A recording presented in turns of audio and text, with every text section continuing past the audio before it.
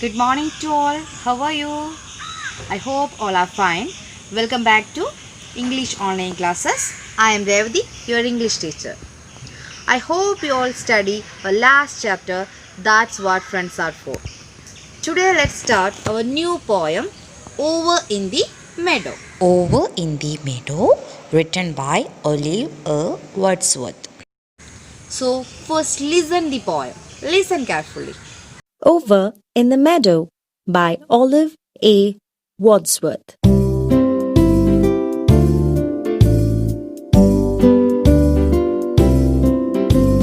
Over in the meadow, in the sand, in the sun, lived an old mother toad and her little toad one. Wink, said the mother, I wink, said the one. So they winked and they blinked in the sand, in the sun.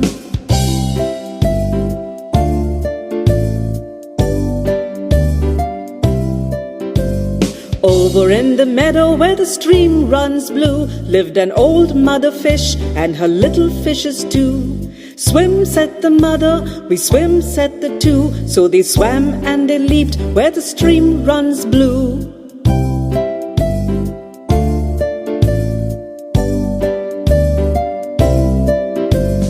Over in the meadow, in a nest on a tree, lived a black mother crow and her little crows three. Caw, said the mother, we caw, said the three. So they cawed and they called in their nest on the tree. I hope you listened the poem properly. Did you understand anything? No? Okay. Let us discuss the poem. Okay. Over in the Meadow. That is the title of the poem. Over in the Meadow. What is spelling of meadow? M-E-A-D-O-W.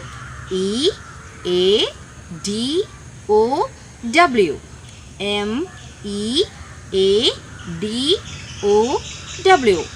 What is mean by meadow? A piece of land covered with grass. A piece of land covered with grass. It is a very simple poem that teaches the numbers through the mother animals and their babies. Over in the Meadow is a lively counting poem that talks about mother animals who instruct their babies to perform various activities. As the poem progresses, number of baby animals increases. Okay, now I'll read the first stanza. Over in the meadow, in the sand, in the sun, lived an old mother toad and her little toad one.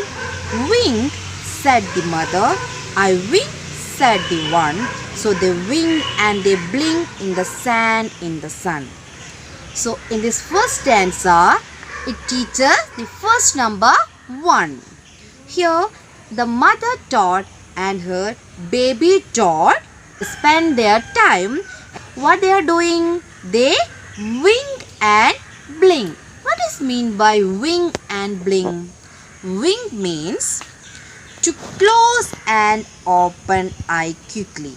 To close and open eye quickly. Only one eye. To close and open eye quickly. Just do the action. How to wink? Yes, like this. So what is mean by blink? Shut and open eyes quickly. In this action we use both the eyes. To close and open the eyes quickly like this. Okay? So when you read the word wink and blink, do the action. The second stanza, over in the meadow where the stream runs blue, lived an old mother fish and her little fishes too. Swim, said the mother, we swim, said the two. So they swam and they leaped where the stream runs blue. Which are the animals in the second stanza? Yes, the mother fish and her little two fish. Okay. So what happened in the second stanza? Yes, the mother fish teaches her little one how to swim in the blue stream. Okay. So in this stanza, one word, leap. What is the spelling of leap? L-E-A-P-E D. We already learned this word in the previous poem. What is mean by leap?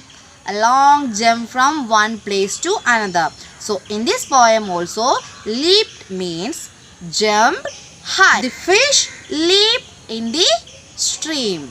That means they jump high in the stream. Okay, and the third stanza. Over in the meadow, in the nest on a tree, lived a black mother crow and her little crows three. Caw, said the mother. We caw, said the tree. So they cawed and they called in their nest on the tree. So which are the animals in the third stanza? Yes, the mother crow and her little three crows. Okay, what happened in the third stanza? Yes, the mother crow teaches her little one how to caw. What's mean by caw? It's a crying sound.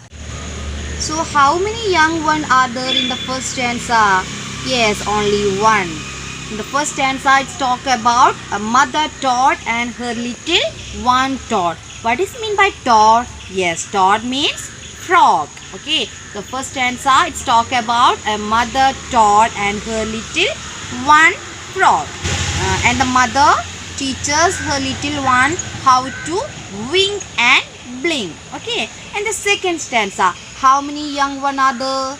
Yes, two. The second stanza, it's talk about a mother fish and her little two fish. Okay, and fish plural is fish. So in the second stanza, how many young one are there? Yes, two. In the third stanza, it's talk about one mother crow and her three babies. Where these creatures lived? In the first stanza, Toad lived in the sand. and the fish lived in the stream, and the crows lived in the nest on a tree. So in this poem, the first stanza, the mother toad teach their babies how to wink and blink.